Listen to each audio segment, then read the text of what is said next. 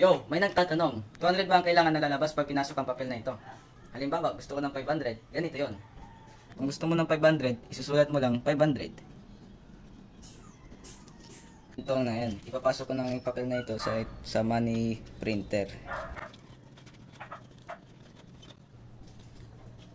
500, naniniwala ba kayo dito? Di ba magic?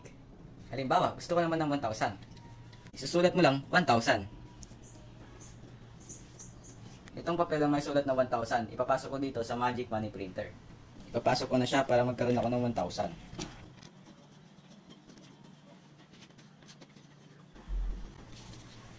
O diba, easy money? May 1,000 na ako, guys. Ito guys, ang dami na akong pera. Kaya hanapin nyo na rin ng Magic Money Printer para magkaroon na rin kayo ng maraming pera.